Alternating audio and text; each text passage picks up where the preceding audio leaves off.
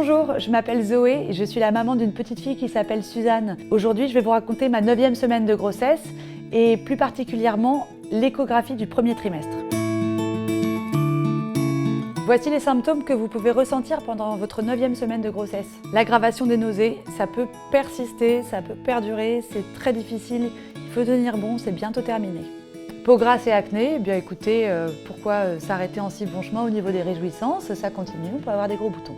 Les palpitations, oui, toujours respirer, se calmer et ça passe. La ligne brune sur le ventre qui peut s'accentuer, moi c'était toujours pas arrivé, mais c'est pas grave, hein, ça fait partie de la grossesse.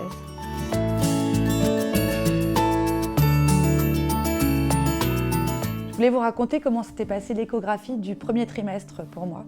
Alors on s'y est rendu avec Paul et c'est vrai que c'est un moment qui est assez important parce que déjà émotionnellement c'est la première fois qu'on rencontre son bébé, enfin qu'on le voit, qu'on le visualise entièrement avec tout ce qu'il faut là où il faut, c'est-à-dire deux mains, 2 pieds, 2 jambes, des yeux, tout ça, donc ça c'est assez impressionnant.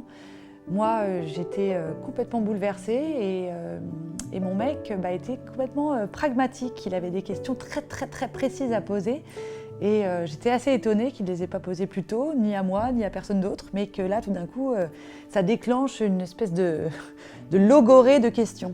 Mais ce n'était pas inintéressant parce que c'est quand même un moment aussi où on doit calculer l'épaisseur de la nuque, la mesurer, et ça, cumulé au bilan sanguin, c'est une façon de s'assurer que le bébé n'est pas atteint de trisomie 21. Alors, il se trouve que moi, le bébé était mal positionné, donc on ne pouvait pas mesurer l'épaisseur de la nuque. Donc l'échographe m'a demandé d'aller faire un tour parce que ça faisait des heures qu'on attendait que le bébé bouge et tout ça, ça ne se produisait pas. Donc j'ai dû aller faire un tour, boire un café, manger quelque chose de sucré pour le faire bouger et changer de position. Ensuite, quand je suis revenue, on a pu mesurer l'épaisseur de la nuque et ensuite les examens ont révélé que le bébé n'était pas atteint de trisomie 21, ce qui était une bonne chose. Moi, ce qui m'a marqué, c'était de voir ce bébé pour la première fois en entier. Et c'est quelque chose, moi, qui m'a personnellement complètement bouleversée, quoi. Au même titre que j'avais entendu son cœur battre pour la première écho, là, j'ai réalisé avec mon copain qu'il y avait vraiment un bébé qui grossissait dans mon ventre. Et pourtant, il est vraiment tout petit à ce moment-là, hein. Il fait la taille d'un raisin, d'un gros grain de raisin. Mais c'est quand même pas énorme et tout est là, quoi. Donc c'est assez fascinant.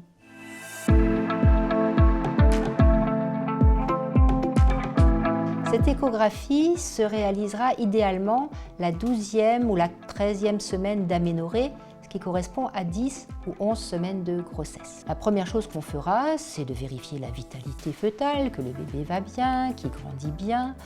On corrigera éventuellement son terme s'il y a une erreur dans la date des règles et on commencera déjà à faire un début d'examen morphologique parce qu'on peut regarder la fermeture des parois, en particulier du ventre, du cerveau.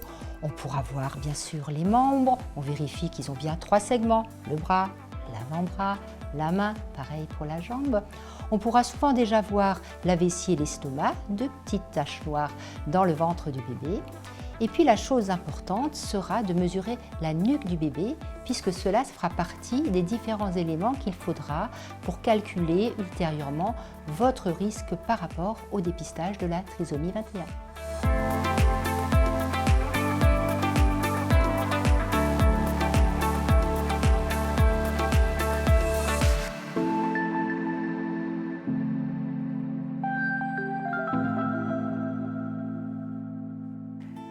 Voilà, je vous ai raconté ma 9e semaine de grossesse. De votre côté, n'hésitez pas à commenter, à partager, à raconter, vous, ce moment privilégié, comment vous l'avez vécu, l'échographie du premier trimestre, parce que c'est quand même un moment privilégié. On arrive chez le gynéco à 2, en couple, on ressort avec la photo de notre bébé qu'on voit pour la première fois dans son entièreté, et c'est un moment qui est quand même super. De mon côté, je vous retrouve très rapidement pour vous raconter ma 10e semaine de grossesse. À très vite.